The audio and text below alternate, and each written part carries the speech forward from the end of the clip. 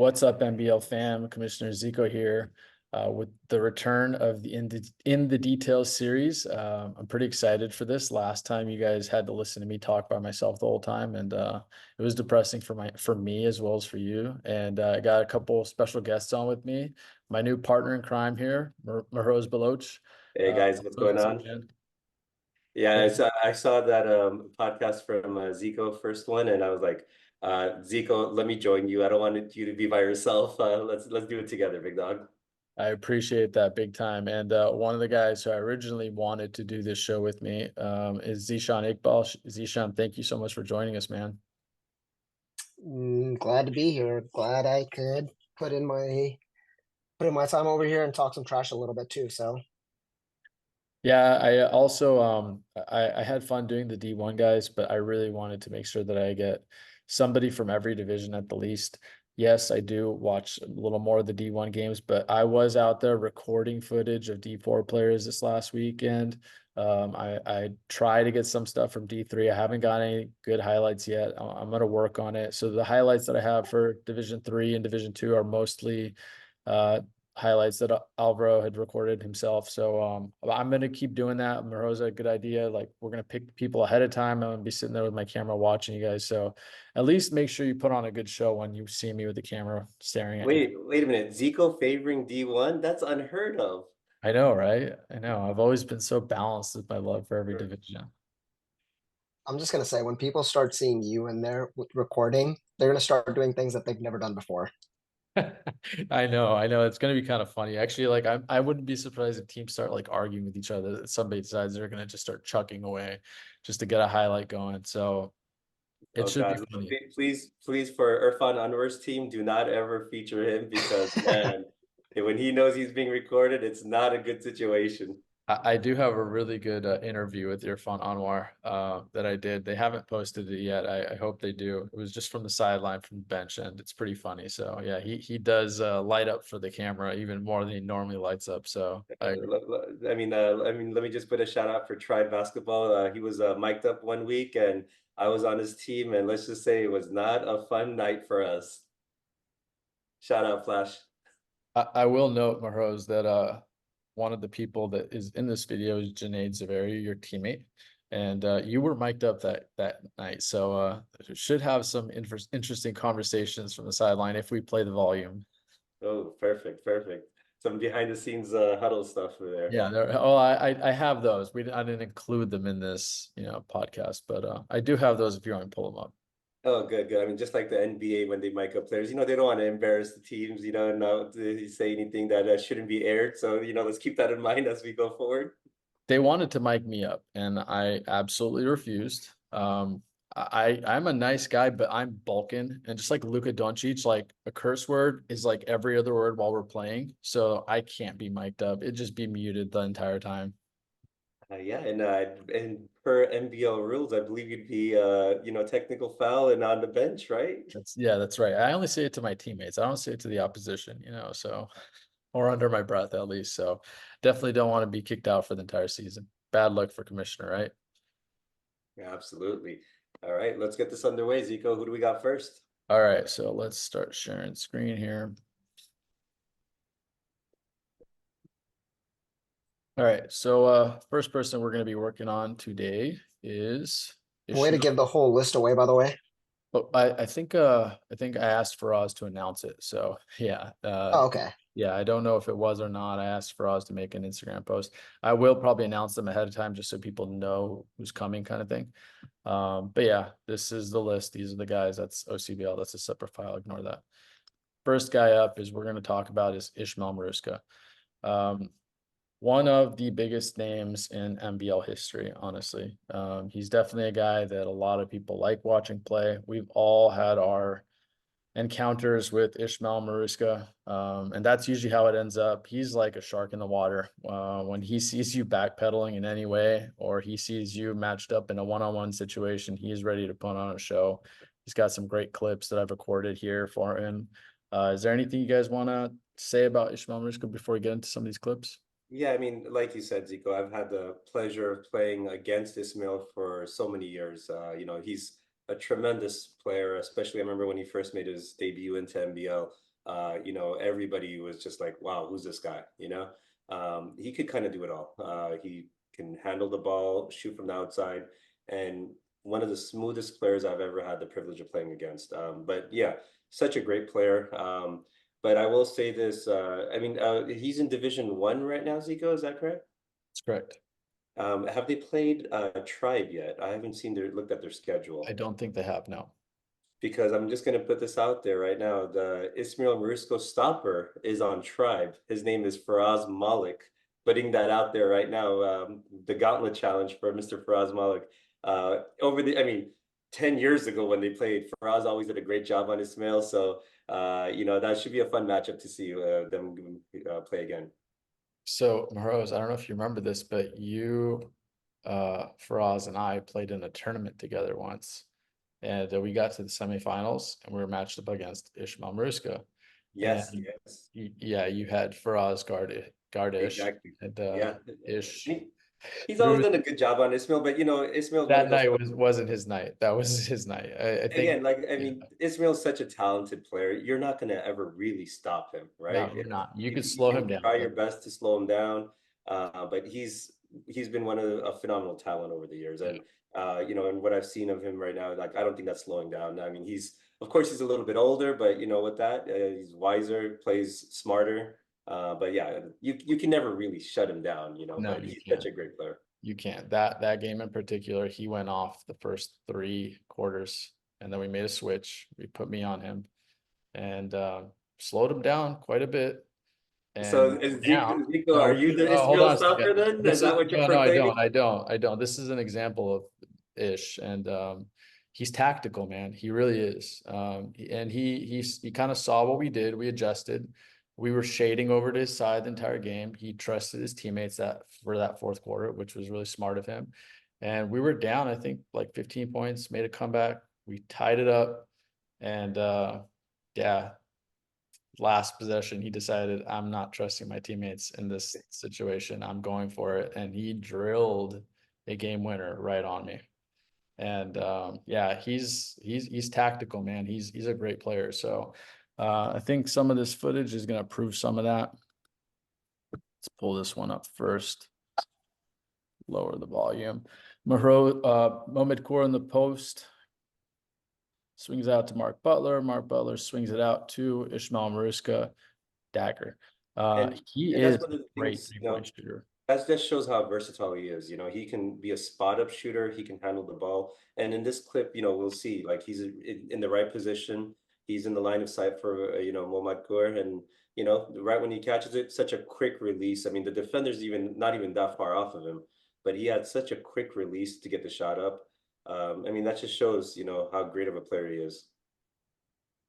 Yeah, I agree. He is deadly in catch and shoot. And like most of the time we're watching him dance, you know, that you kind of get lulled by him sometimes. And he also has like this like lazy look to him sometimes that you kind of get falling to sleep. You know, I know Shiraz knows the guy can shoot, but he's just laid there. And yeah, kept his hand down, didn't contest. But, you know, I mean, that just shows how, you know, deadly he is because, you know, second you think he's going to shoot, he's going to blow right by you too. yeah, I have some of that in these too.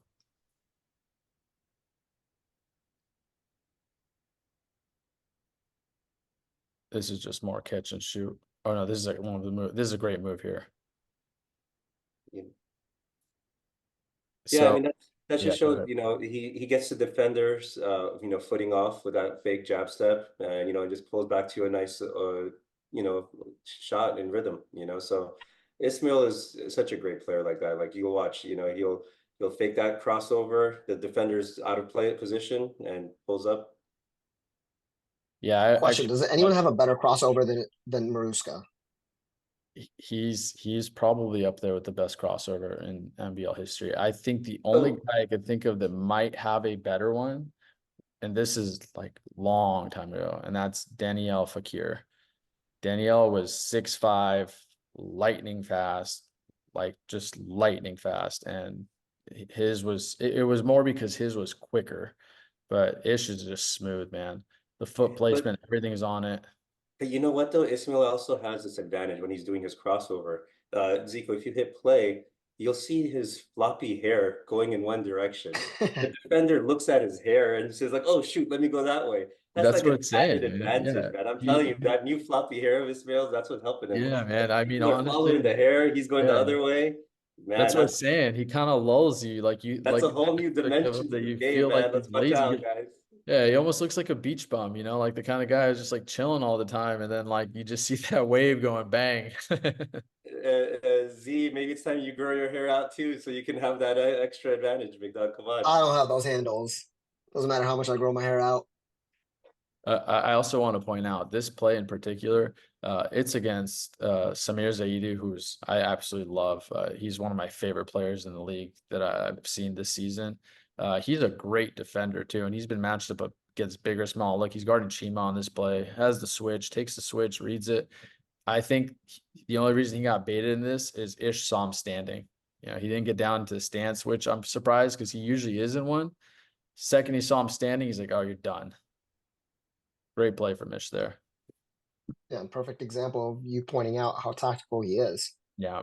Yeah, he reads. He's very, and I have another play to show you this. He reads the defender. Like second he sees him standing, like you're done. You're standing against Ish, you're done. He read him perfectly. Saw him turn his head left, swung through right.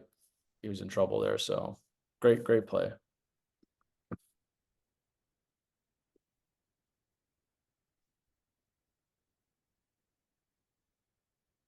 Yeah, I mean, and the thing is, I'm noticing that on Ismail's team, I'm not sure. I haven't had a chance to watch a full game. He's not doing as many of the ball handling. He's playing off ball more so in this team. Yeah, he does have Mark Butler on his team. And Mark Butler is one of the best pass first point guards the MBL has seen. So it makes it a lot easier for Ish. They were playing together in my league as well, and Mark looks for him, so I think that's a big benefit for him. The best pass first point guard since Zico, of course, right? There's been a few, man. There's a few guys that I really like that are pass first point guards, but Mark is definitely up there. He's one of my favorite pass first point guards.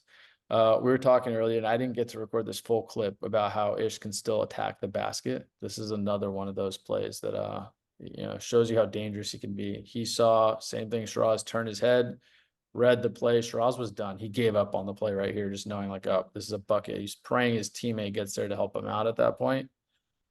And Ish, got a really easy bucket there going Oh straight. yeah, that's too easy right there. I mean, Yeah. especially if Shiraz is going to contest a shot, he needs to have that help defense come from that weak side. Number 31 is lost on the play. He has to get there quicker.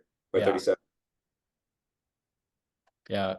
And like this is kind of that versatility of Ish in terms of scoring. He can beat you any way he wants.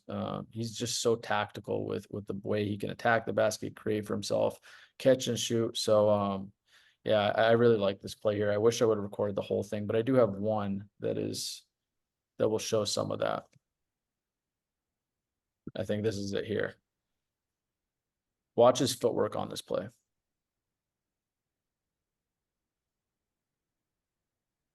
No, this is not it. This is just a jump shot. And you watch his form too, man. His form is excellent.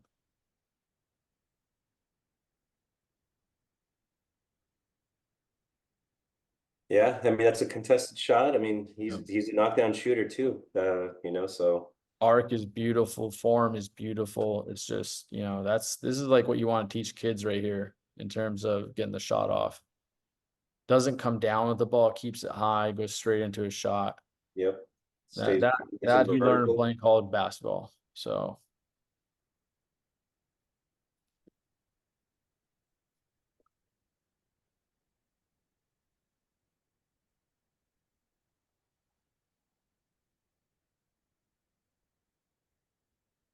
So this is one of the things. So like, obviously I'm going to pick on all these players just a little bit.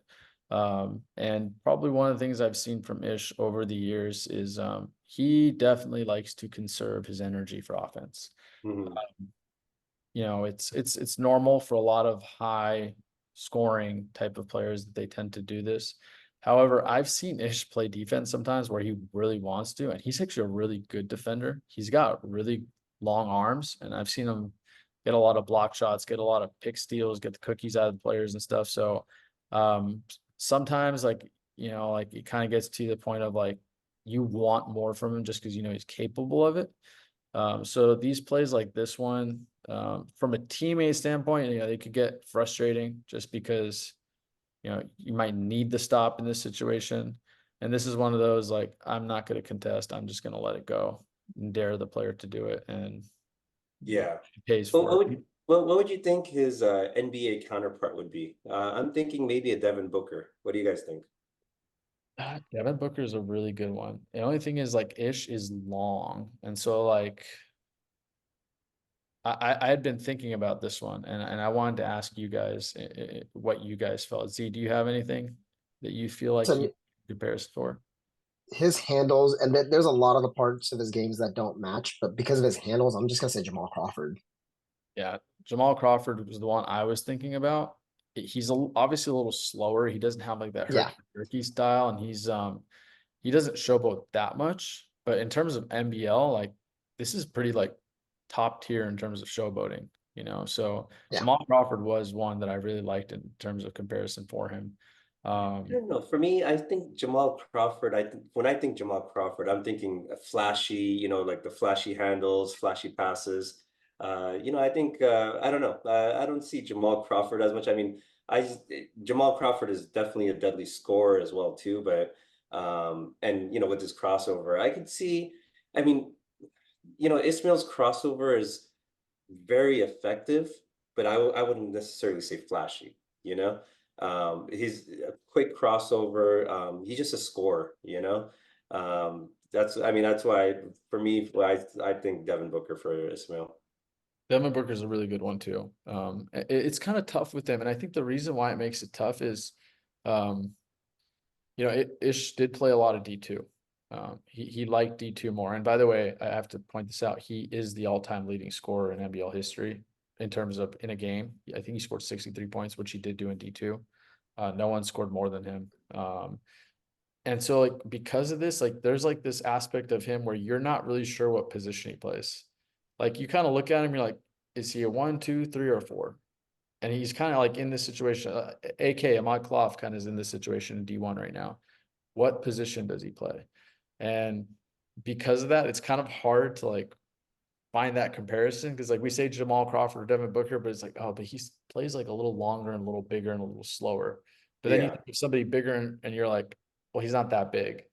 So he's almost like that tweener where you're kind of trying to figure out like where he fits. So let's open that one up to the fans. Let's see if somebody gives us a really good comparison for him. He's a tough one for me too, honestly. So Yeah. Perfect. I think that wraps up Ismail. oh, I got one more I got to show because Oh, it's actually my favorite play that he did, and I'm trying to find where. This is it. This is what I talk about footwork and reading and tactical ish. Okay. Watch the way he reads the player's body, feet, and then his own in this play. Shiraz is actually forcing him left, which is actually a good thing to do against Ish. Forcing him left is something I've done a lot. Just keeping him away from that baseline. But look at Ish's foot. He's going to step right between Shiraz, force him to move. Second he moves, opens that lane up just ever so slightly so that Shiraz has to move his foot, is off balance, swipes over, not through, straight to the bucket. And then this is where like that, you can't tell if he's a 2, 3, or 4. This is where like that little bit of a 4-man in D1, today's D1 comes out. He gets a little bit of body contact, is able to clear space from Shiraz. Not much Shiraz can do. oh yeah, that's a great play right there. Yeah. Yeah, that's a play I really like. This is the footwork stuff that I really like from Ish. And he's tactical like this in the post from anywhere on the court. He could kind of do all this. So we Yeah, might and need to think of an old school player to compare him to because that's old school, man. yeah, and Zico, this clip is actually great because you can see the detail in his footwork right there, especially, like how he's very precise with it. He Yeah. steps through, second the defender's feet are kind of off balance, he makes a quick move. And that shows how great of a player he is. Yeah, I definitely like that move a lot. All right, so we'll move on from him now, and I think we're going to Ali Qureshi now, right? Yes, I think we Yep. got Ali Qureshi up. Anything you guys want to say about Ali before we start showing some of the footage? Good old Ali Qureshi, man. Ali's especially in this season, let's talk about Ali. I mean, Ali's always been known as a three-point shooter. He doesn't do much, right? But he can shoot the three, right? But he's definitely, I want to say, in the last, probably 2 years or so, expanded his game. He's driving a lot more. That partly is because he's training with his kids, and he's taking advantage of his trainers. The trainers that he hires for his kids, he's in the layup lines with them and doing all the different footwork. And honestly, it's been improving his game a lot. So he's not just that one trick pony where he's out on the three, just spotting up and launching threes. That's actually helped his game a lot because now he has that threat to where he can drive in. And because a lot of people aren't used to him driving, they're gonna come up on him on the three, and you'll be surprised. You'll see a lot of plays where he's just going right by him now.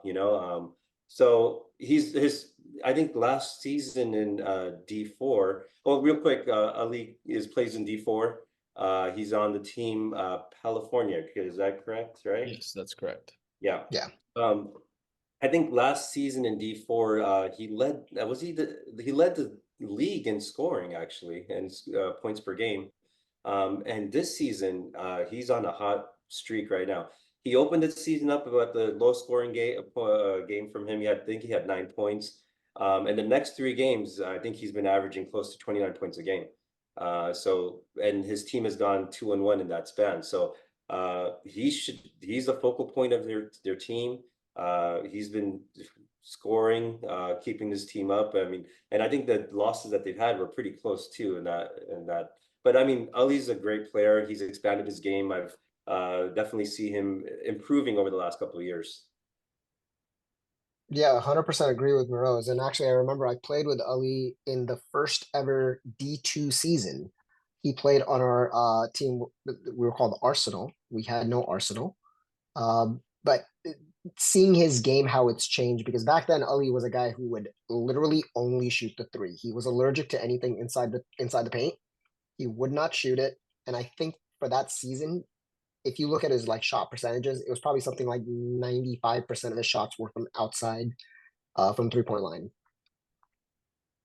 Yeah, I caught on to that this season. So obviously, I had been away for a couple seasons, and when I came back week 2, I think it was, I saw Ali do a couple things was a little bit of a shock to me.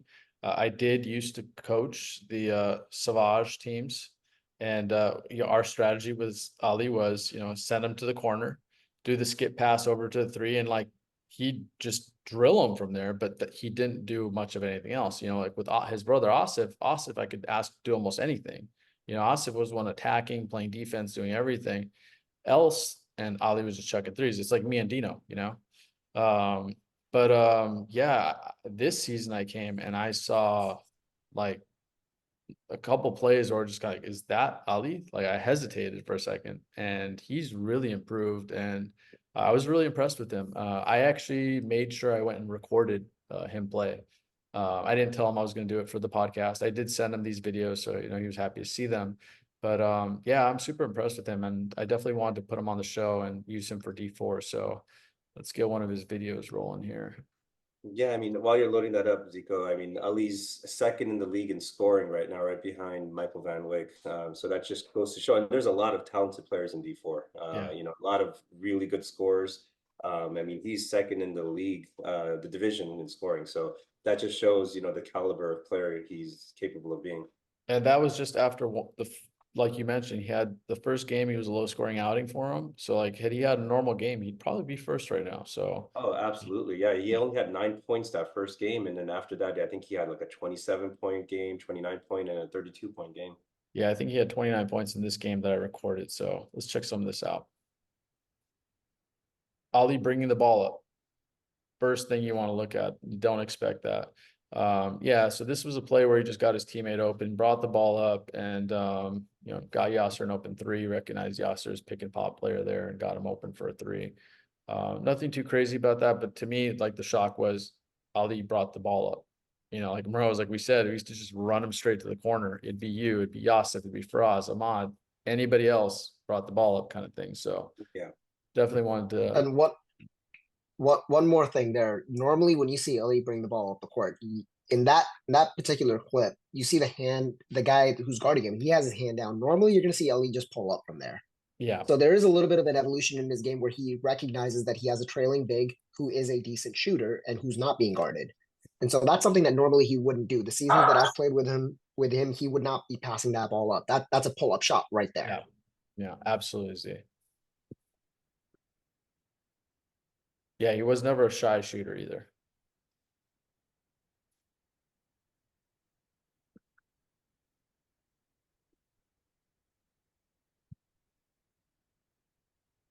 And the other thing about the makeup of their team right now, they're very big heavy. The guards that they have are Danish, Kasamali, and Ali.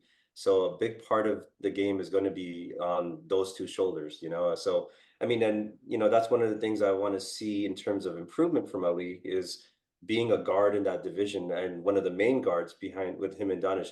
His guard play has definitely it has to be top level because not only that on the defensive side especially there's a lot of quick guards. He's got to have his footwork down to, you know, be able to move and keep up with a lot of these guards. Yeah, this play in particular is another thing that I've been impressed with Ali. Like you said, like keeping up with guards, actually playing defense. You know, again, we used to hide Ali. Yeah, we used to hide him on the defensive end, and now he's going out. He's getting steals. He's guarding the best perimeter player. And here's a play where fast break opportunity. Here's Ali going in for a layup. You know, and you just didn't see these things before. So it's definitely impressive seeing it now.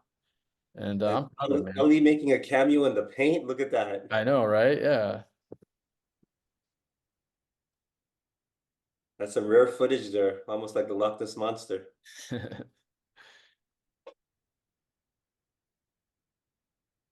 The other thing, Mahroze, is like he's like calling for the ball like every play. Like I feel like he like loves this right now. Like he realizes like how much better he's gotten, and he's ready to just pick anybody apart that's guarding him or anything like that. So Oh yeah, completely different mentality. no, 100%. I mean, I think, you know, Zeeshan mentioned that, you know, when he first made his debut in MBL in Arsenal, he was the number one option on that team. But then obviously he was like, oh, when he went and played on different teams, he was a role player, right? He was the spot up shooter, you know, like a Kyle Korver type, you know? And he was more like, hey, when he gets the ball, he'll spot up, he'll knock it down. And, you know, I played with him many times and he excelled in that role. And this is kind of the evolution we're seeing him. He's the number one option. I think, you know, I think it's interchangeable between him and Donish, depending on who's got it going that game. They're the main options, but you know, Ali's, you know, definitely taking the lead in that. You know, and he has that number one option mentality. Yeah. And there's that epic three of his, always ready to fire away.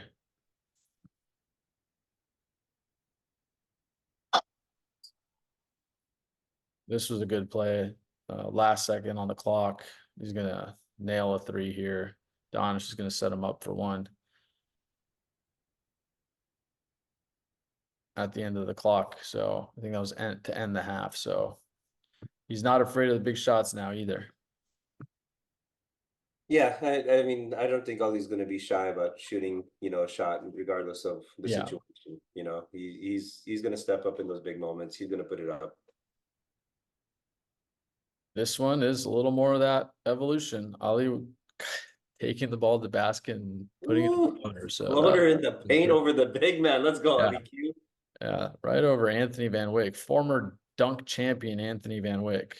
You can still get up a little bit, especially for D4. I'll take some credit on that from all the practice me and Ali do against each other. Yeah, great shot, beautiful floater. So again, I'm super impressed with him, man. He's definitely gotten a lot better, and it's Yeah. good to see. And A lot of guys get worse as we get older, right? And he got better, so I respect and that. and and that play is a really good play too, Zico, to kind of show he just looked really comfortable out there, right? He just coming into the paint. There's a big defender coming out to contest it. He doesn't look, rattled in at all. He looks comfortable going in there, composed, and I think that's a big part of it too. Staying Yeah. composed. I see a lot of players who will be great in pickup. When it comes to MBL, they're just so like nervous. Not necessarily. I mean, excited maybe, but like they want to do so good in MBL, they don't perform the same way, right? Yeah. But you see Ali right there, very composed. It just felt like a good natural basketball move, and he finished it with the big defender contesting.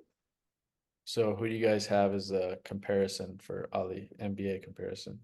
Ooh, Z, I'll let you start off. I mean, I kind of threw Kyle Korver out there as an older version of Ali, but that might I still have be someone for the new applicable. I don't want to give version. him too much credit if I try, but Z, I'll let you start us off.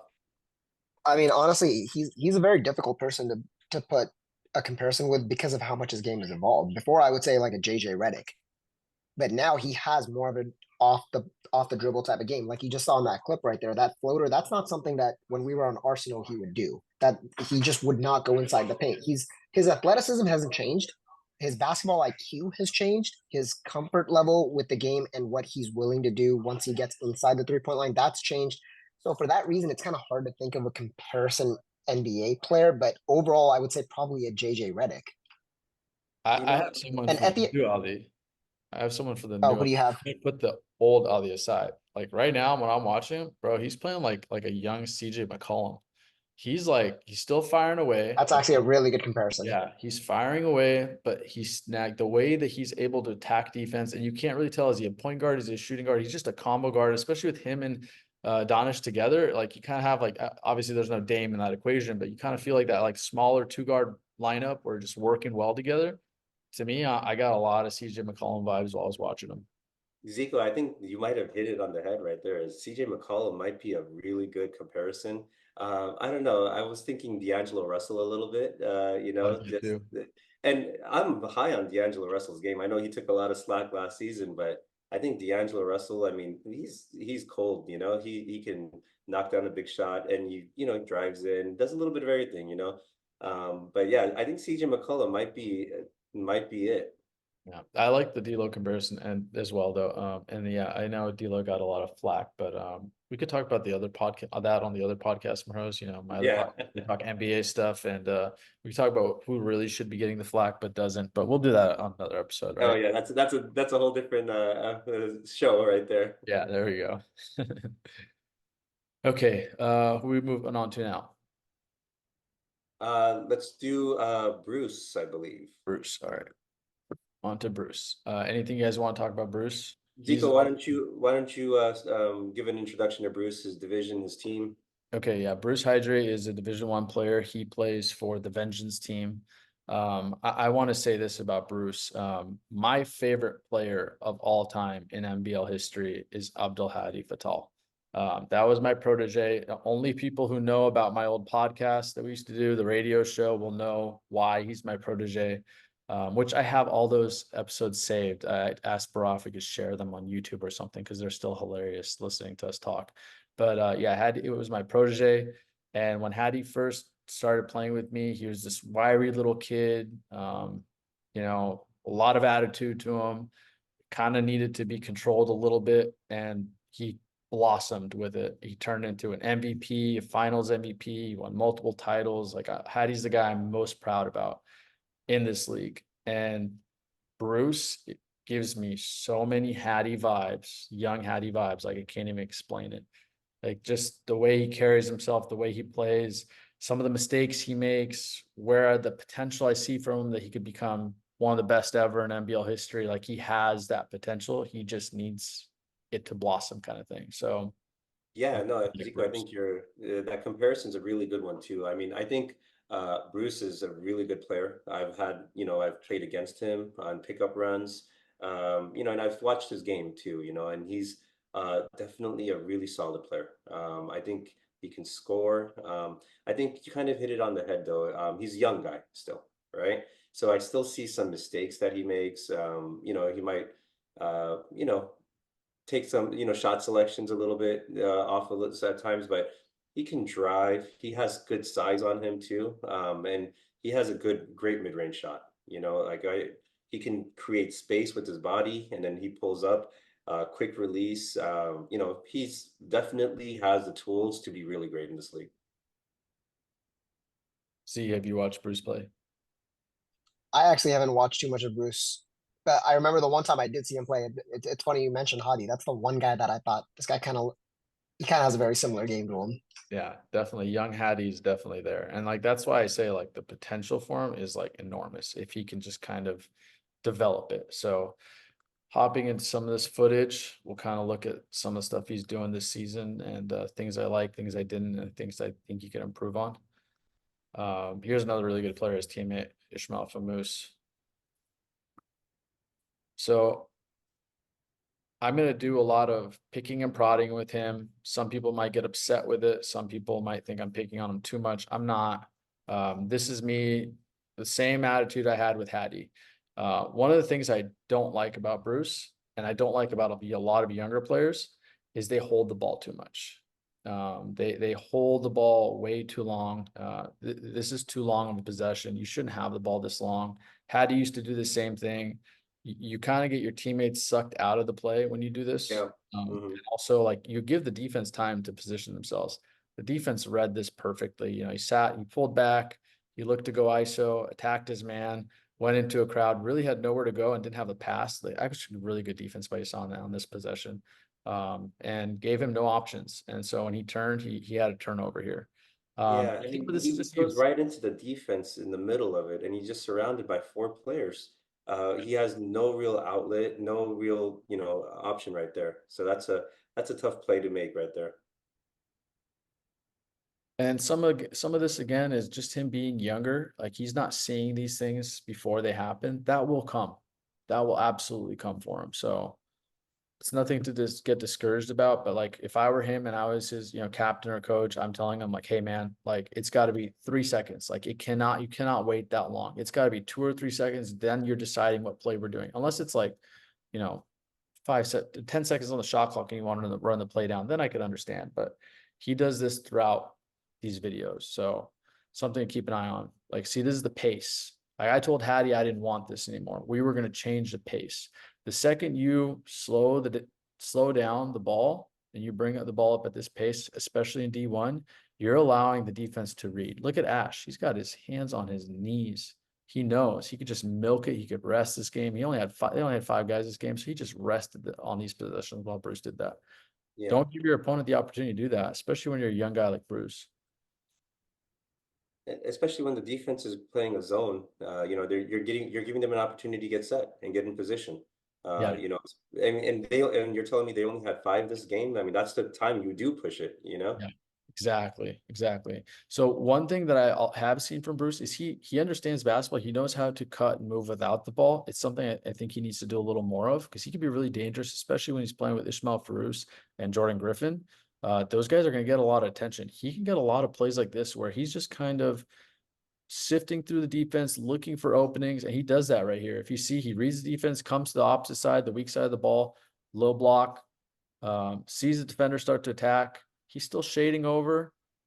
It's a wide open layup. So like this is something I want to see Bruce do more of. Hattie did this really well too, moving out the ball.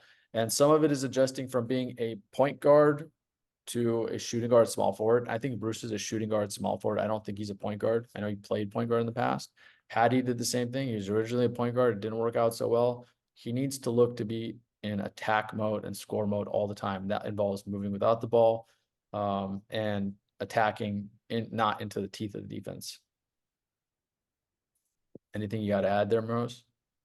No, I mean, I think that's a great point too. I mean, like how he was moving that baseline, especially against that zone, you're gonna get those open spots. As you know, if like that play that you just showed right there, they had good ball movement, and what happened is that's the gap with the zone, right? You can't guard everybody, and he just has to find those spots. And his team did a good job of recognizing him and probing the defense, finding those holes, and if he just keeps that up, I mean, like you said, it's an adjustment. If he's used to having the ball in his hands, now you got to figure out other ways to get involved in the play. You know, I mean, everybody's had to do that, you know, as you play on different teams and different roles, right? But yeah, if he just continues to get to that open spot, he can be even more dangerous. Z, anything on this play? I No, nothing to add. How old is Bruce? think he's like 23 or 24. I think he's around Yeah, there. he's got a lot. Yeah, Yeah, He's a I mean, long way to go.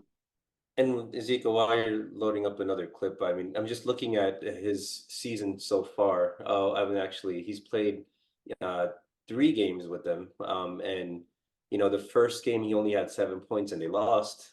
They got blown out, right? Then the next 2 games he had, you know, 22 points and 20 points, and you know, they had good solid wins on that game. You know, so I think the team's going to go as far as he goes, and you know, they need him to score. They need him to be a big part of that team. So I mean, for other teams who are playing against him, shut him down, you know, and you know, you limit him, limit his opportunities, and you have a good shot of winning, you know. So you know, so he's a big part of that team for a reason. One thing I will note is Ali Loden was their starting point guard, and he actually had an Achilles tear, so he's done for Oh, the season. He couldn't play, unfortunately. oh God, that's And terrible. yeah, I know. I love Ali. He's one of those guys that really pushes the pace, and I think that would have really helped Bruce to play with someone like that who's gonna like Ali would push him like, hey, Yeah, this is the pace we need to go. And I think that someone like that would have really helped him this season. Unfortunately, they don't have that, but they still have a lot of scores and he could adjust. So let's see. man. Let's see what we got on this play. And this is a defensive play. And again, some of this is picking on him a little bit more. On this play, you know, the guy on this team that's the shooter, that's just a catch and shoot player is Ronnie Moore. We all know that. Holding knows he's a catch and shoot player. And on this play, Bruce drops to help out. I'm not sure why he chose to do this in this situation, but he leaves his man wide open for a long period of time. Actually, if you watch Ronnie's open, wide open for a long play. He's sitting there trying to sit, Oh yeah, you know, and here's Ronnie coming down for a wide open 3. And this is one of oh the yeah. situations. It's like know your opponent. You know, you're guarding the That, shooter. Don't give him those opportunities. He's gonna hit some. Like he'll hit some in your face too. It's better for oh him to see man, that space than not. Bruce. That looks like one of those James Harden defensive plays where you know you just lose your man, right? Yeah, I mean, and we've all made those mistakes. So not to pick on Bruce, it's just, and this reminds me of one of those, you know, James Harden type of, hey, you know, like you just get stuck watching the ball and you lose your man. I mean, Ronnie set that back pick, came to the top of the key and was wide open for, like you said, forever it seemed. And yeah. I It's don't like think a Bruce moved long. out of his spot until the ball starts going there and he gets stuck behind that man. This is a wide open 3 for Ronnie right there. He knew he messed up, you know, and again, I'm not picking on Bruce. I feel like like with his length, he has the potential to be a monster defender. And so like this is like a challenge to him, man. Like you know, don't just focus on being a scoring champ. Like try and go out and be defensive player of the year. You have the body to do it, you know. So you got the Mamba on the back of your shirt too. Like, hey, what would Kobe say to you in this moment? You're wearing number 24. What would he say in this moment where you're doing this, you know? So Oh yeah. just a challenge to him because I know he's a Kobe fan too. Like I want to see both sides.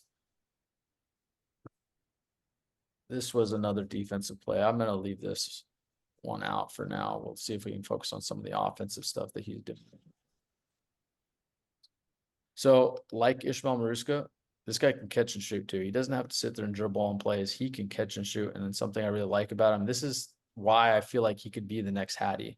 You know, if he's in situations where he's ready to catch and shoot and score, he's making Ronnie pay the same way Ronnie made him pay. Hand down, By man the way, down. that's perfect form right there. Yeah. You look at both his feet, you look at his hands follow through, even his off arm, perfect shot right there. Like you watch that offhand, you're not going to see that with a lot of shooters. Their offhand just goes away. Yeah. Yeah, but you know, one thing though, about Bruce too, though, I mean, and applies to a lot of players across a lot of divisions. Everybody's in love with the 3 ball right now, right? Everybody Oh just yeah. wants to shoot threes, and the thing is, Bruce's mid-range and attacking is very deadly. Right now, he's shooting 22% from three. He's shooting 60, what is it, 62% from the field. I mean, for the season right now, he's 4 for 18 from the three-point line. Yeah. And the thing is, his mid-range shot is so money. I mean, I don't want to see people just shooting threes. I mean, because again, that's what the game is right now, right? Everyone Right. wants to shoot Yeah. jack threes. But if he just shot, and focused more on attacking that mid-range, you don't need to jack up a three every time. His mid-range is so. I mean, I'm a big fan of his mid-range game. Yeah, He's I so am too. I am too. And that's what I like about him, like the versatility where this was Hattie too. It's like if his three's not going in, the fact that he's capable of still getting 20 points on you just by attacking the basket or scoring mid-range, that's deadly. That's a deadly score. Ismail Marusca is the same way. It's like they could hurt you in so many ways. And he's definitely one of those guys. And this is also something I want to see a little more from Bruce. I like him in the pick and roll a lot. He's tough to guard in the pick and roll. He reads plays very well. Like, look at that movement. It's very similar to what we just saw from Mr. Marusca. It's not the same crossover, but here's that left-handed crossover coming through, attacking the defender, step back, beautiful form.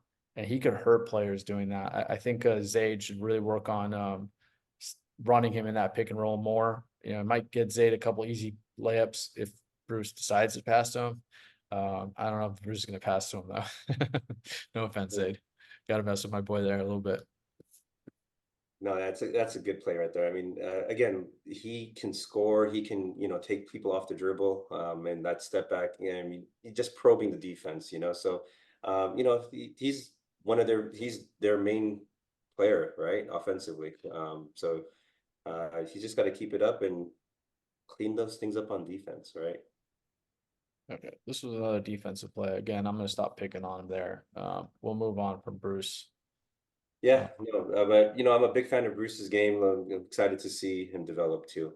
Yeah, I'm definitely excited to see him develop. I wish Ali was there just because I know Ali would help him a lot. So, moving on though, Mahroze, next up. Let's go with Junaid Zaveri, aka Jay-Z, my teammate. Okay. I'm gonna lower the volume because Mahroze was mic'd up here and the commentary would dominate this entire podcast. So, And So, for full disclosure, I picked Jay-Z, not Mahroze. He didn't pick his own teammate. so Zeeshan asked for Junaid. So Jay-Z plays in Division 3. He's on AK Trey, and he's probably our number one option on our team. We have a solid team with Imran Makki and Jay-Z, but I think as far as our team goes, we're only going to go as far as Jay-Z takes us. He's our go-to option on the offensive end, and I want to say Jay-Z over the last, I want to say 2 to 3 years has definitely improved his offensive game. His mid-range is almost automatic these days. If he can catch it on the elbow, and he really loves that baseline mid-range jumper. Actually, no, I'm saying too much. Why am I giving a scouting report on my teammate here? Come on, let's. Yeah, I mean, I was going to do that anyways. That's a scouting I was going to. I have he, the scouting report on Jay-Z. he likes to shoot the threes deep, and that's like his main game. That's it. I got nothing else No. to say. No, I mean, May, you had mentioned with Bruce, like a lot of guys in this league now just want to shoot threes. Jay-Z is the exception to that rule. He knows his strengths. He uses them very well. I'm going to go ahead and say this. This is high praise. He has the best mid-range in all of D3. I can't think of a guy who shoots better from mid-range, and he loves posting up from mid-range, has that turnaround to the right, to the left. No one in D3 does that better than him, and he's been doing that consistently. I've played with him back, I want to say 2015 in AK Trey, 2022. His offensive game has improved. It's a little bit more efficient, although the stats don't always show it, but he knows what he should be doing. He's not taking as many bad shots as he used to back in 2015. He would force up some shots. There would be guys in his face, and he would still pull up. Not to say he shouldn't. Like you said, he's the best option on your team offensively, although I'm sure Imran has something to say about that. But, he's one of the few guys in D3 who actually utilizes the mid-range game. And he uses his size really well. I've seen, He does. he's kind of a in between player. Is he a guard? Is he a forward? Right. So if he has a smaller defender on him, he's able to use his size really well. He gets that space from the shot and creates a shot. But yeah, so I mean, again, he's more of a driver. No, I'm not gonna give you some fake attributes about him because I can't be giving you guys all the secrets of my team. And I was thinking as I'm talking, I'm like, what am I doing here exactly? What am I talking about Jay-Z like that for? I can't be giving up everything about him. So I'm gonna chime in a little bit on him. Junaid is actually one of my favorite lower division players ever. I've watched him for years. And I think if he was 6'3", he'd be absolutely dominant in D1. I love his game. He kind of has a little DeMar DeRozan to him. And he's one of those guys that Yeah. like, this is why I love the lower division levels. Like he's what you want in these divisions, because reality is if you play Division 1, Division 2, he's not able to get some of this stuff off. In Division 3, he is a monster, and I want to see that. I want to see players in a situation where they can excel, they can do really well, and this is the example for him. Like I know in D2 he could probably still really contribute, but he's not like the number one option. So, And so, on this so team he Zico, is. so Zico, that's a great point you make right now. I mean, and this is not just about Jay-Z, it's about, a lot of different players in D3. They're perfect for D3, in my opinion, certain players, right? They're going to be the number one options on their team. But the way MBL is, constructed with the, TSP and the point, restrictions, if somebody gets above what is it, 20 TSP, they're kicked out of D3 20 essentially. TSP, yeah. And that, I mean, and especially if somebody's the number one option, that's not that hard of a task to do, right? If Jay-Z's scoring 15 points, getting 5 rebounds every game, he's out of D3. And then you're forced to move up to D2 where maybe he's not going to, play that same way. I mean, he's not going to be as effective the same way. And this, again, this is not just about Jay-Z, it's about a lot of different players in D3, right? So that's the problem I have with these, TSP restrictions. And again, that's another conversation for another day. But like you said, I think D3 and the way our team is made up is perfect for D3, in my opinion. Just because, we're old. I think honestly, our team is probably the oldest team in Division 3, average age wise. I help You bring have that a average lot to up. do with that, yes. I bring that average up significantly.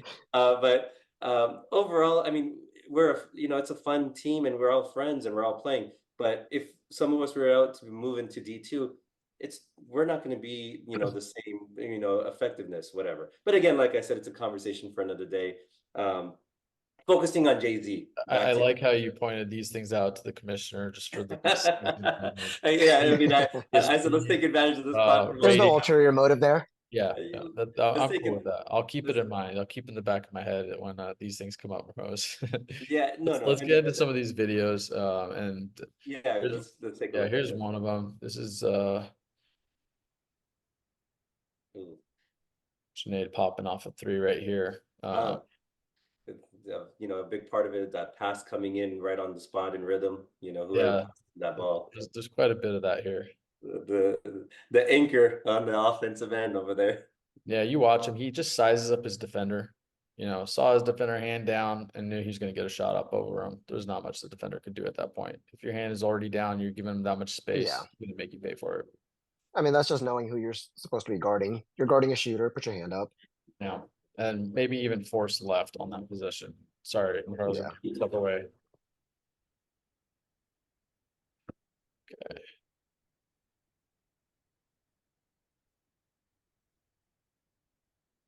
So this is one of those situations we're talking about. Like he's an in-betweener. Right there, you have a bigger defender on him. Mm-hmm. And he's using his speed and he gets that step on him and is able to pull up. And that's one of the advantages that Jay-Z can utilize with his size. Yeah, it's a great shot. That's a DeMar DeRozan type play that I was talking about.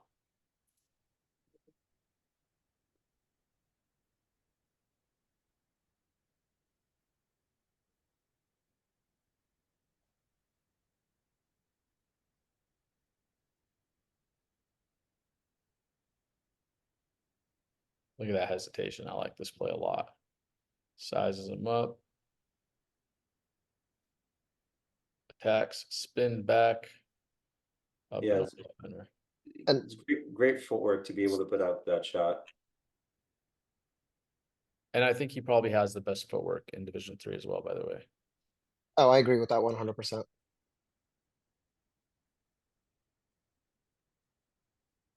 And that's against a bigger defender too. Great body control.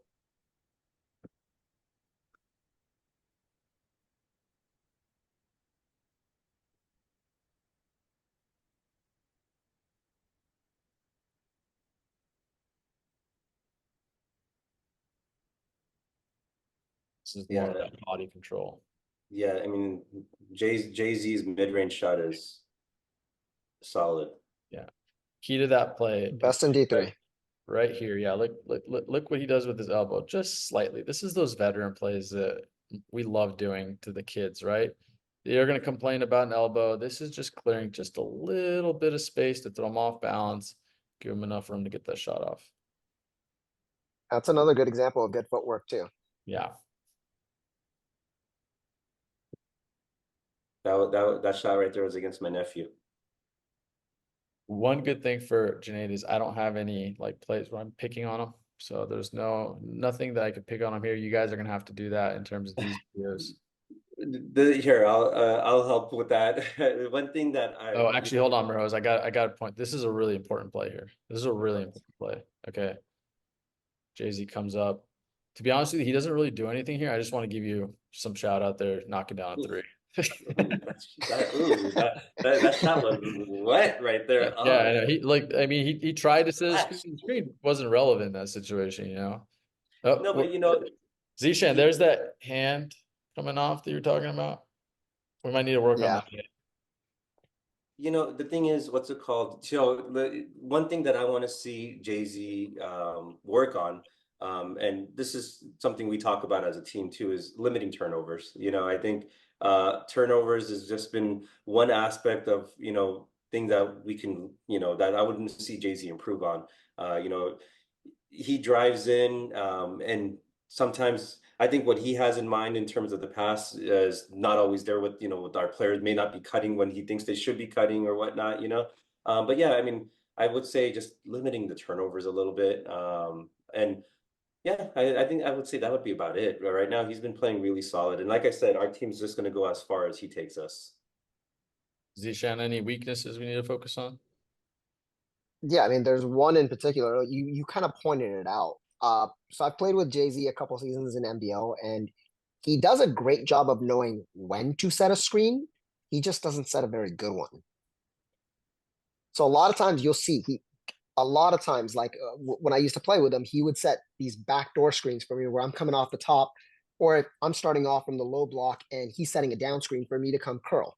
Except his screen wouldn't do anything. He's setting the screens at all the wrong places. So he knows what to do. He just doesn't do it right when it comes to setting screens. Mahroze, I think you got lucky that your shot was on that last possession, you know, because it wasn't a very good screen. As Zeeshan was right. I know that shot was wet. I'm not gonna lie about that. All right, here's another play from Junaid here. This is him showing some versatility, being able to attack the basket as well. This is a tough play. He doesn't make the basket, but goes through contact. Oh, foul. Yeah, gets a shot off. Oh, foul. That didn't look like he thinks it's a foul though. Just the face right there. I mean, he didn't think he fouled all game long. Come on. Yeah, I know. Oh, he got him right across the head. Oh my God. Oh my goodness. Send this to the league for review over here. Goodness, for flagrant after the game, please. So yeah, Junaid's tough, man. I think he's definitely DeMar DeRozan D3. I don't know if you guys have any other comparisons. Man, you know, Ziko, you've been really on point with these comparisons because right when you said DeMar DeRozan, that's all I'm seeing now. You know. Yeah, same. Yeah, like I mean, I want to give no one a else different... has the mid range anymore, right? Yeah, it's a lost art, man. You know, but not only just the mid range, with Jay-Z's size, and DeMar DeRozan has a great size for that position. You know, he has that size. Yeah, so I mean, mid range is a lost form, but with Jay-Z's size, like I said, if there's a smaller defender on him, he can utilize that size to get to his spot. bigger defender we saw in some of those clips, he's going by him to get to that spot before him and clear that space and pull up before that. So I think DeMar is a good comparison. Okay, moving on. We're going to Nader Gasmi. Nader is a 6'6" center from Division 1. He plays on Extinction. I'm gonna be honest with you. When I first saw Nader come in, if my eyes were like a little blurred at that second, and I thought Marcus Bradley walked into the gym. I don't know if you guys remember Marcus, former D1 player, my boy, the breathing vegan, the guy that does ice baths and all that stuff. I've done some of them with him. Wim Hof trainer or whatever. So when I first saw him, I hesitated for a second, but obviously it just looks similar to him. But Nader is a really interesting player. He is a definite X factor for his team. He's got great size. He's probably the biggest guy in all of Division 1. And he has a little bit of goofiness to him. I'm not gonna deny that, but I actually think he's really fundamentally sound. I think he's the X factor for his team. I think he could be an X factor on a title team in Division 1. He uses his body very well. He's actually a really good passer too. He reads the defense. He could see some improvement on defense, but offensively, I really like his game, and I have some clips to show on him. I know we talked about beforehand. You guys didn't get to see much of him yet. But see, Although I will say, what you're describing right now is just Nikola Jokic. No, he's. I was thinking more. What you're describing, I'm not saying what I've seen. Nurkic, another Balkan, just not as good of a Balkan, So Nikola Jokic is like Marcus Bradley. So this has got to be like Yusuf Nurkic kind of thing. Ziko, as I was looking at his stats, one thing I want to throw out there, he's shooting 90% from the field. This is amazing, right? His stats for the season right now are 18 for 20. Yeah. He's only missed 2 shots all season long, and he's putting up shots, right? I mean, he had 19 points one game, 10 points, 7 and 7, but literally he's had 3 for 3 games, 2 of them, 7 for 8 and 5 for 6. I really like him, man. That's amazing, and especially for not being your main option, a big man down there who gets the ball every sparingly, he's converting at a high pace like that. So that's incredible in my opinion.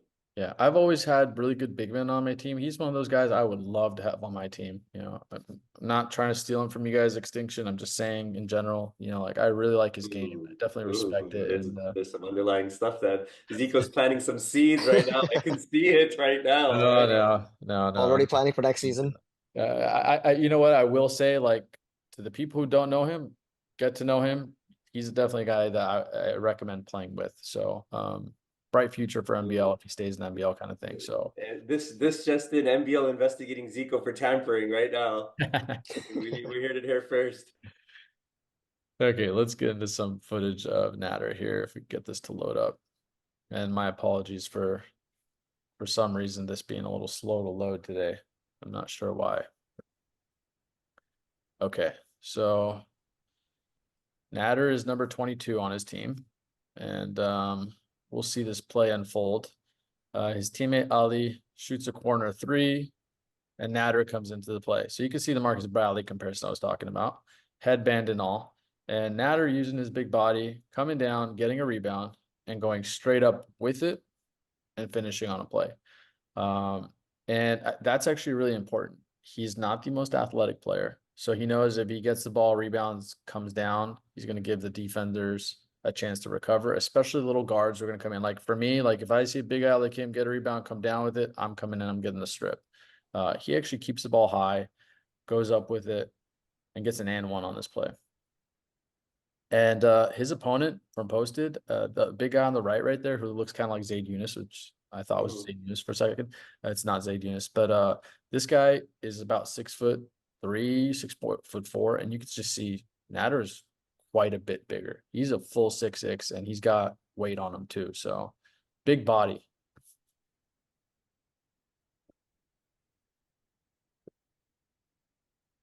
Yeah, that's a good clip of just being in the right position, in the right spots. That's one thing that you want your big man to do, just be in the right position. And, people put up shots, give yourself a chance to get that rebound and put it right back up. Next play from Nader.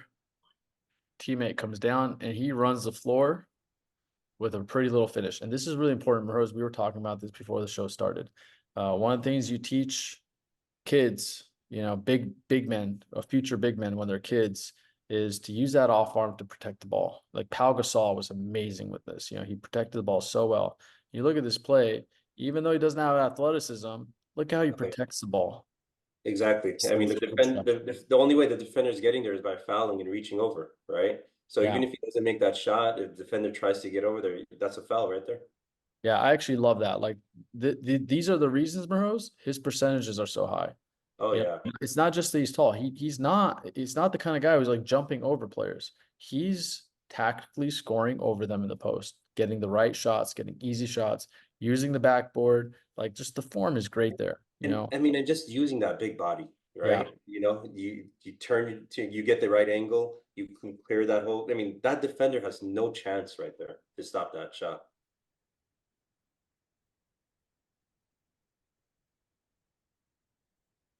And this shows the versatility of him. He's not just one of those big guys who sits in the post.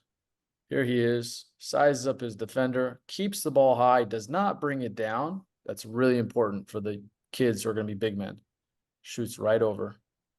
Easy bucket. So it's not like he's just shooting like from 2 feet the entire time with high percentages. No, the guy can knock down shots. This is a really pretty play. Again, look, he doesn't bring the ball down at all.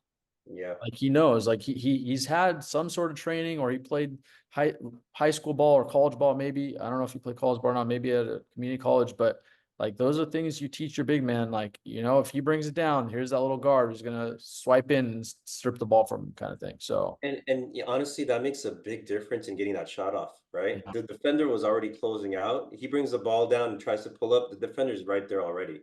By him, Zeeshan, I know you know what I'm talking about. Like you get these strips. I've seen you get these strips from those big men. The second they put that ball down, and you know you could get your hand through Oh, there yeah. from behind, like just that little poke.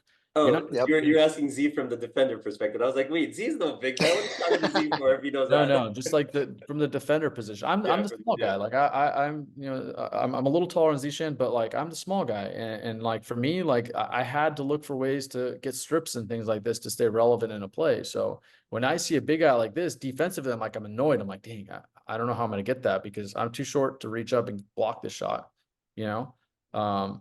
And he's keeping it high, so it's difficult to get these steals from him. No, I mean, honestly, I'm still in awe about his 90% field goal percentage. That's crazy. Through 4 games, that's really impressive. Again, I highly recommend you guys watch him. I'm actually playing his team this weekend, and he's one of the guys like I'm actually genuinely concerned about, just because my team is athletic, but we're not that tall, and I feel like he has the capabilities to score just like he did against this posted team over us. So, yeah. Ziko, who's the main offensive weapon for their team? I don't know his name. They have a couple guys that score. I love Craig Boozer from their team. Craig Boozer is another one of those guards I really like. Super polished. He might be. They have one other player as well. I don't remember his name, to be honest with you. I won't pull it up right now. If I see him in another play, I'll point him out. Okay, this play. This is where I get the Yusuf Nurkic type of comparison I want to get. Like he's a little slower. He works more out of the post. He could shoot the jump shot. Look at him reading plays. Just the way he keeps the ball in one hand. This is so Yusuf Nurkic. Like watch him in Phoenix Suns situation right now. They've even got the Phoenix Suns jerseys and everything like that. Bang. Like I saw him make multiple plays like this, you know, and I love seeing a big man look at that, survey the floor, not just looking to go straight up, you know. A lot of big men just they want to make their play and that's it. No, he's looking for his teammates, and he's so calm about it. Like he knows he's gonna get the right play in that one hand. That's European style, man. A lot of European big guys do that.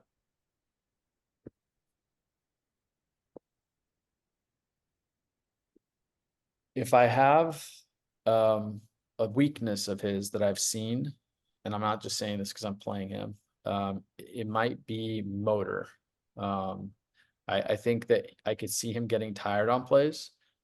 On this play, I think this is the play. He makes a couple of really good reads, but then you see him kind of give up on the play. And that was something that I think he might need to work on. It might just be conditioning. But if you look at this play, here he is standing in the middle, using his body Oh, actually, I'm sorry. This is not the play. I'm gonna skip this play. This is another play. There's another play I was referring to, but this is Craig Boozer. This is the point guard that I really like on their team. Great guard. And this is like one of those things I was talking about. Like I would love to play with him, because when you have a guy this big setting these screens, and I used the same video in a last week's podcast with Shiraz. Like, look at this head hunting screen coming, Mahroze. This is 6'6", like 250 coming. Like, he's head hunting. Look how high he's coming up to set the screen. And like for a point guard, you love this. And Craig Boozer sits and surveys, and then what he does, this is where I think like maybe he played somewhere, like maybe he played at a really good high school or he played at college ball. He comes back. He doesn't stop on the play. He comes back, sits another screen. Like It's a solid screen. Those are solid screens. Like again, he's like 6'6", 250. Like that's tough to get around. Like this is where I was a little worried about him matching up against him, because like Craig Boozer is like phenomenal point guard, like just great guard, and super calm all the time, like never phased. So if I'm sitting here and I have to press this guy the whole game, or if Duke has to press him the whole game, and I know that I have this screen coming to level me, you have to hesitate. You know, he's going to be a problem for a lot of teams. So Oh yeah, I mean, and look at all that space that created for him. I mean, and even if Boozer didn't pull up for that, the help defender came out, somebody else was open. It's just gonna be problems for the defense right there. And the fact that Nader can pick and pop or pick and roll makes him that much more deadly. So you guys got your hands full there, Ziko, this week. yeah, absolutely, man. He's tough, man. I like him. This is a good team. I like the Extinction team a lot. They're really good. Okay, this is the play where I was talking about defensively. This is where like I have some concerns, where I feel like his motor might be an issue. He comes over here, makes a really good play, reads Ammar and shows help. Comes back to his man, recovers, and contests. Okay, makes two great reads. What does he do after this, though? Ball gets moved, shot goes up, completely leaves his man open. Like these are like one of those like plays where it's like, I think it might be motor. He went away from the play, and his man got an easy layup. Yeah. So like he made two great efforts. The third one he kind of died off on. I think that might be motor kind of thing. So, but yeah, like it's nothing I'm too concerned with. I've seen mostly positives from him. I don't have too many negatives from him yet. So yeah, I mean, like I said, I'm not too familiar with this game besides like, watching the different clips that I've seen and just kind of looking at his stats. I mean, just looking at his stats, I mean, when you're shooting 90% from the field, I don't think you should be stepping out on the 3-point line at all. I think he's shooting 16% from the 3-point line, and it's not like he's taking much. I mean, he takes 1 or 2 threes max a game, and those situations, I mean, he's 1 for 6 for the season, which is not terrible compared to what some of these other guys are doing, right? 1 or 2 3-point attempts a game, no big deal. We can live with that. But if you're shooting 90%, I mean, I want you staying 5 feet by the rim and just cleaning up all of those baskets, using that big body, and keep shooting that high percentage. That's what, for me, that's what I would see. But again, not too many negatives. Again, I'm not gonna, if he was shooting 5 to 6 threes a game, hey, like let's go inside. Yeah. 1 to 2 threes, not that big of a deal. But I'm just like, the most glaring stat for me is that 90% field goal percentage. I'm like, please get in there. Absolutely. Here's one more for you, Mahroze. You're gonna like this one. Oh, sorry. This is the other play. I already did this. My apologies. I thought I had one more where he's in the post. Never mind. No, I mean, yeah, I mean, just the clips I've seen of him, he just operates really good from the post. High IQ player. Yeah. Okay, moving on. I think we're on Ammar Ahktar. Ammar Ahktar, yes. Okay. Last but not least. Yeah. Okay. Ammar is an interesting player as well. Ziko, give the introduction for the guy, division and team. He plays Division 2. I actually don't remember his team name, to be honest with you. I was going to look at his jersey. Hoiser Daddy. I'm sorry, what did you say? Hoiser Daddy? Who's your daddy? Who's your daddy? Who's your daddy? Okay. Okay, there we go. He picked that for sure. Oh, yeah. Ammar is an interesting player. I've watched Ammar since he was like a little kid. He played with my brother Dino and my nephew Aideen. They're good friends, and Ammar has a ton of potential. I feel like he has the kind of potential where he could be the best player in Division 2 if he really wanted to be. And again, I'm gonna pick on him a little bit. I think he's a little lazy. And you see that in his play. Yeah, you And see that in his play quite a bit. But he has great IQ. He has great feel for the game. He can shoot. He's a great willing passer. He can score in the post. He knows how to use his body. So I've always liked Ammar. My biggest knocks with him has just been I think he's a little lazy. One, two, he watches way too much LeBron James and flops too much. I got plays to show it. Just I mean, I think we had a video of him showcasing all of his flops, MBL yeah. feature last week, right? Second I saw that, I was like, I'm doing it. I'm doing a video on him for sure. So he's gonna be mad at me for it. Sorry, Ammar, but I have more positives than negatives for him. So I have more Before negatives. before we get into the clip, I mean, a similar situation. I've known Ammar forever, since he was a big little kid, and I was like, who's this beast right here? And then they're like, oh, he's only like 12 years old. I was like, what the heck, So I've known him for a long time. And honestly, first of all, great kid. He's a great friend. Really nice guy. On the court, he definitely turns it on. He's definitely, into it. He's competitive. He's a fierce competitor. And the thing is, he's got great size, right? Very soft touch for a big man, he can pull up the three ball. He can drive. He has a really nice drive too. He has a very shifty little move. But like you said, sometimes he can be lazy on plays. And sometimes he can fall in love with the three ball, yes, he can hit every now Very and then. generous there. He can fall in love with it. And the thing is, I mean, and looking at his stats right now from the 3-point line, he's shooting 15% from the 3-point line. That's terrible, right? He's 3 for 19. This is complete opposite of Nader, the big man we just talked about. You're shooting 3 for 19. Meanwhile, you're shooting 52% from the field, and with that size that he has, he should be attacking the rim and being much more physical and aggressive. I mean, I feel like sometimes he can be really soft with this size that he has. And I've guarded him. He's got amazing size, but I've never once felt like, oh my God, he's coming in full force. There's nothing I can do. Granted, I'm a bit of an obstacle course for him too to come through, but I've never once felt like, I mean, I feel like he could at any time if he wanted to, full on aggression, just full on go right at the rim. People are getting out of your way. No one's going to stop you, at that point. and the one that tries to is gonna regret it.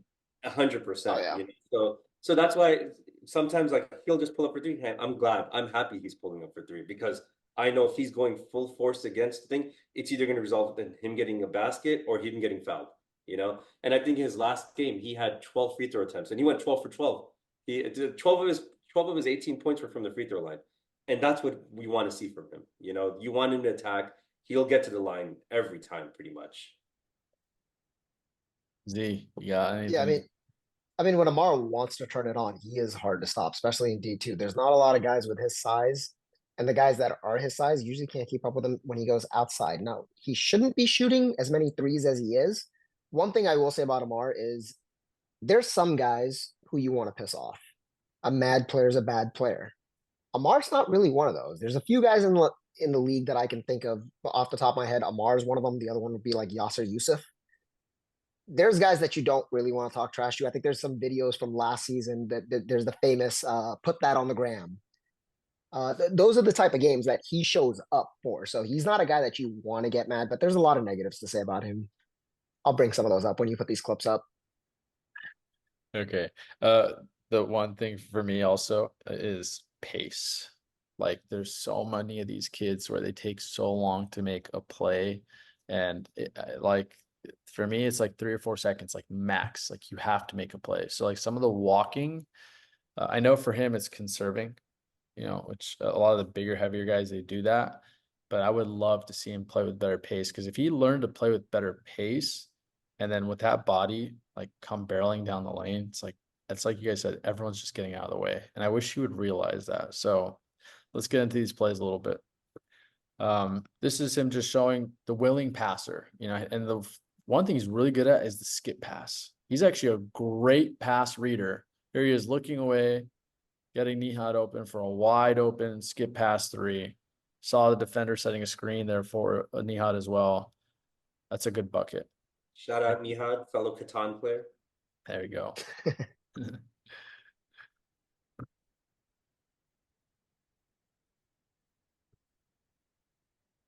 Oop. We'll scrap that play. This is just him getting a rebound. Yeah, I remember this play now. Okay, get him getting a rebound and using that body to get that rebound, coming down the court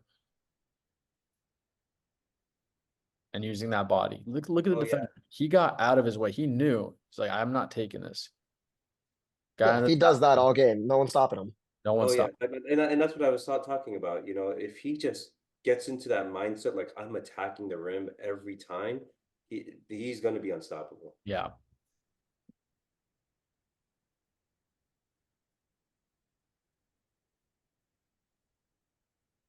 I think he did shoot decently well in this game from what I remember watching. I know he hit a few threes in this game, so probably makes it most. It couldn't have. I mean, he only hit 3 all season. It couldn't have been more than 2.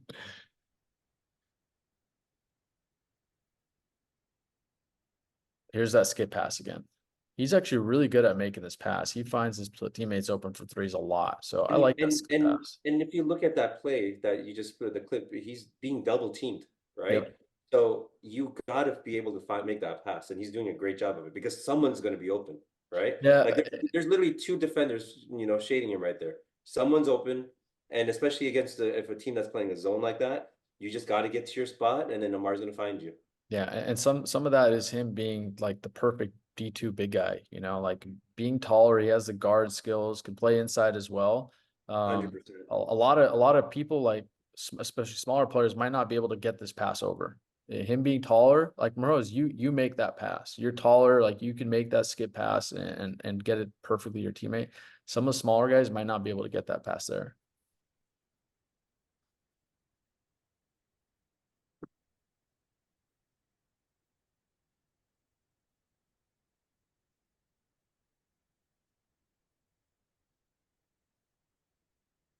Yeah, there's that pullback.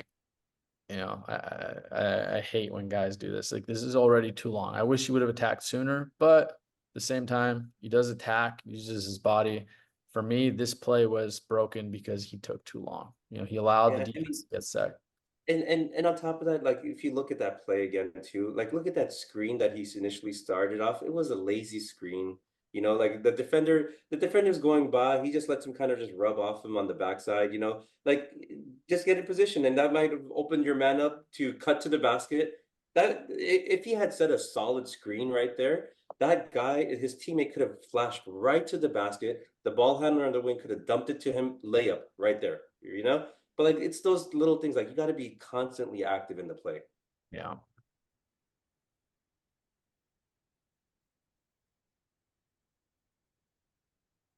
Surprised we don't have a clip of him falling yet. It's there. See, these are like those plays. Like even though he's not shooting well, like the fact that you know he's capable of that at his size. You know, he's got a great soft touch though. Let me say that. I know I know one of my negatives is with him shooting too many threes, but I know he can hit the shot. You know, whether it's mid range or a deep ball, he has a really soft touch to it. Here's the play we're waiting for. And you know, I messaged him on Instagram, commented on what the Instagram post, and he got upset with it. But this is the play. He thinks this is a foul. I don't like that he flops right here. He doesn't need to. He's gonna get the foul called regardless. But defender doesn't cause him to fall. How he ended up on his back blows my mind. You know, like it just. Let me wait. Let's look at the feet of the defender. Watch. Let's go hit the play button. Watch his feet swipe out Ammar's feet. Ooh, that's the part where nobody looked at right there. Yeah, you might have caught that right there. Yeah. Well, no, look at Ammar's feet. Ammar's feet are off to the right, man.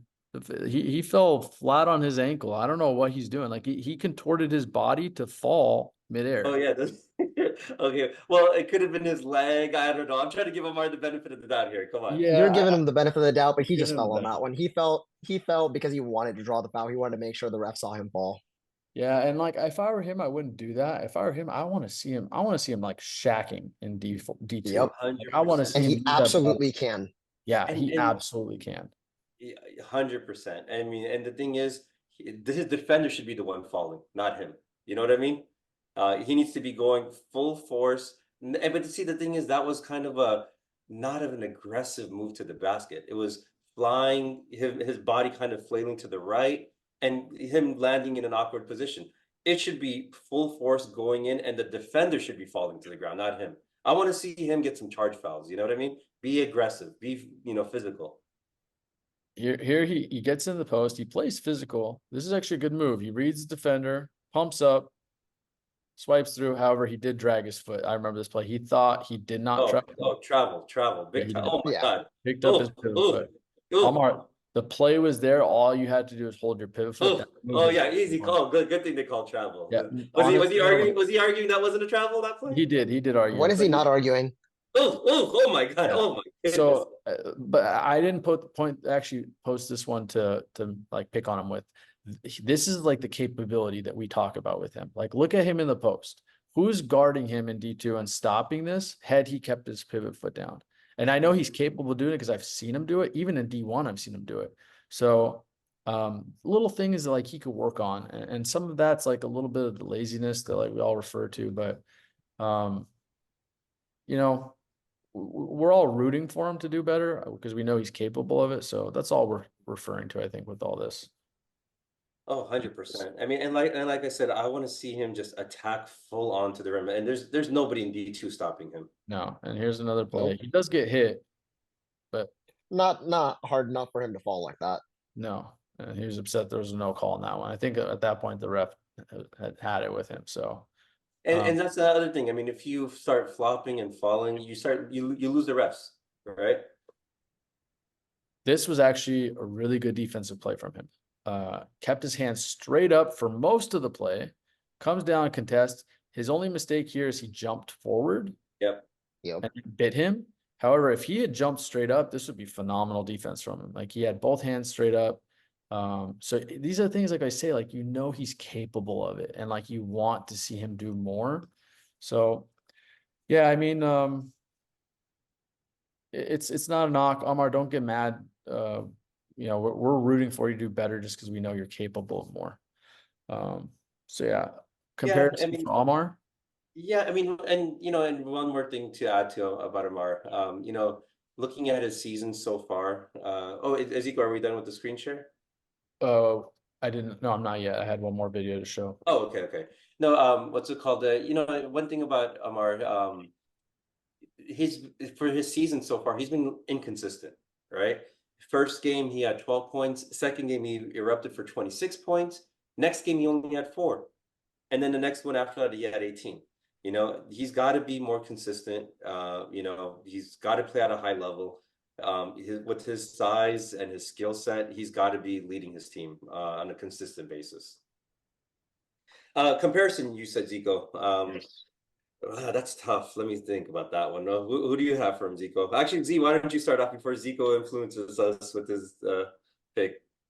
I mean, the guy that Ammar probably wants me to say is LeBron James. I'm not going to say LeBron James.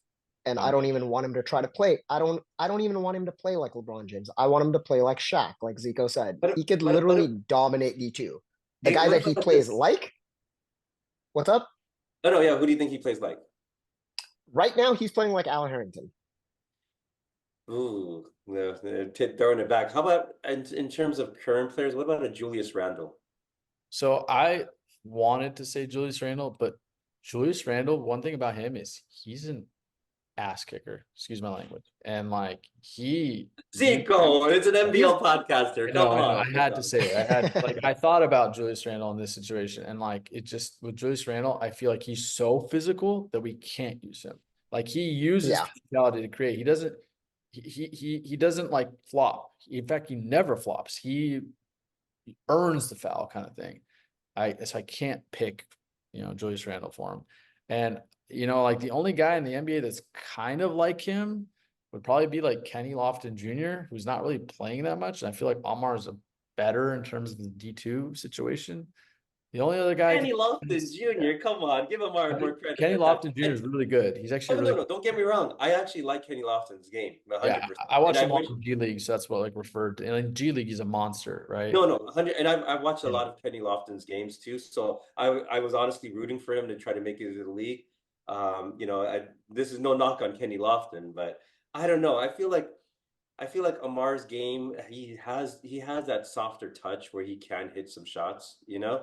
Granted, even though I'm knocking on his terrible 3-point shooting percentage right now, but I know he can hit shots. He has a softer touch.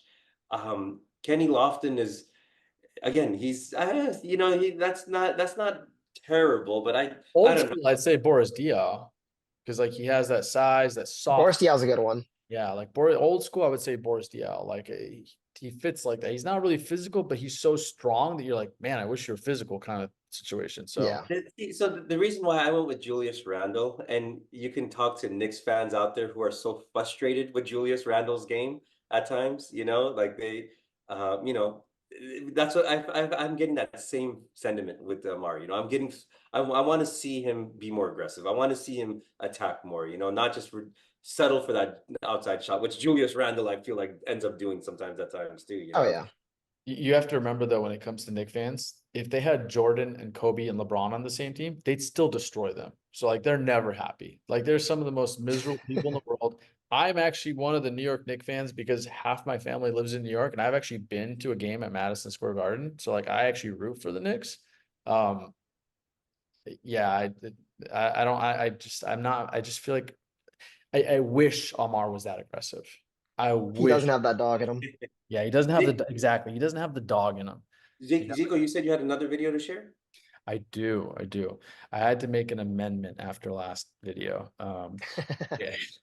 Oh, okay, let's jump into that. You know, like my boy Shiraz Kari, messaged me. We were like messaging back and forth after I posted that video to like 3 a.m. I'm not even joking. And he loved the video. He appreciated everything that I did and talked about. And he took it as a challenge for himself, and he's gonna work on his the things that he needs to work on kind of thing. But he did point two things out that I made an error on. Number one, Shiraz is 6'1". He's not 5'11", 6 foot. So sorry for me, listing you as shorter than you are. Just so you know that it's documented. So if you ever decide to play D3 when you're older, we're denying it now because you're 6. Okay. But two, and I actually didn't know this about Shiraz because I used to play with Shiraz a lot in other leagues. But Shiraz is dunking now, and Shiraz has a lot of dunking footage, which I kind of made a joke in the video that he needs to work on being able to dunk. And he sent me a video which I actually loved seeing. I didn't know Shiraz had this in him, so I wanted to share it. It's him going up for a power dunk. So I was actually really impressed with it. He sent me like 4 or 5 dunking videos where he's doing it in game. This one in particular, I really like the most just because he's going off pretty far, going up and finishing strong. He looks like Abdul Yusuf back in the day to me in this video. So I wanted to give him some props here. Shiraz, the world knows now you can dunk. Sorry I said that. You're my boy. Still rooting for you. Do your thing. And let's see a couple of these in MBL. Just not on me when I play against you. Okay. Perfect. Well, I'm glad you were able to make amends and give Shiraz the shout out that he needed. I had to. One thing I just realized, we did not give a comparison for Bruce Haidrey. Did we not? Okay. No, we did not. Who do you have, Zico? So I'm kind of stuck between two players that he's similar to, but not exactly like. And I'm gonna say somewhere between a younger SGA and LaMelo Ball. I think he has like that upside to be a star type of player, but he's still not exactly like them. I don't know if there's an exact comparison for him. So I don't know if you guys have something for him. He's I tough. don't know. Yeah, that's. I mean, I don't see a LaMelo Ball because I mean, with LaMelo Ball, there's definitely more of that, creative passing that I haven't seen from Bruce per se, right? Um, You know what? Maybe I don't know. Brandon Ingram comes to mind, you know, for a little bit in terms of that size and that shot, you know, creation capability for him. I don't know. Who was the first name that you had? Shy Gilgeous SGA. Alexander. Yeah. SGA. Before he became this Shy, like the Clippers Shy, if you remember, where we're looking at him like, Yeah, oh, yeah. he's gonna be good. Didn't know he's gonna be this good, but like he's gonna be really good. And was still developing. So like he kind of reminds me of like the Clippers SGA. So Yeah. also the other one could be Paul George, the younger Indiana Paul George, where he was You kind know, of an Indiana Paul George might be a good fit, actually. I like that. yeah. Z, you got any comparison for him? I don't think I've seen enough of them to have a comparison. Yeah, I mean, I definitely see him in the mold of like a small forward, an NBA small forward. Uh, we might have used DeMar DeRozan already, but DeMar DeRozan might be a good fit too. But Paul, I mean, I feel like Bruce has more of an outside shot too in terms of the Yeah. three ball. So that's why I think a Paul George might be a good fit. Yeah, I definitely hope that whoever's listening, if they listen this long, we went pretty long, but Yeah, we did. whoever's listening, yeah, if you guys got comments, if you guys want to share your opinion on who you guys think these guys are play like, I would love to hear them. So Yeah. No, I mean, and anybody who was listening, if you heard me crunching, sorry, I was probably eating some of that Supreme beef jerky, my favorite beef jerky brand. oh, there we go. So we getting a sponsor for Oh the. no, I just happened to be eating Oh, come some. on, It's just Amadi. it's just free advertising. Yeah. Oh, I just happened to be eating some Supreme beef jerky, my favorite halal beef jerky brand that you can find on Amazon. I'm just joking. Oh, that's fine with me. Ahmad's my boy, so any shameless advertising is welcome for him for his product. So Yeah, yeah, and feel free to watch. You get the discount code from the Fresh Jive podcast. I'm just joking. okay, yeah, we could finish there. Thank you guys for tonight. Appreciate you guys, and look forward to more episodes. And yeah, comment, guys. We'd love to hear who you guys want us to see us do next. And yeah, any comment about comparisons as well. Zeeshan, thanks for joining us on this episode. We really appreciate you coming out and giving some insight to us. Of course. Thank you, Z. Appreciate that, man. Glad to be on. All right, guys. Thank you guys. Have a great night. Thanks, everybody. Bye.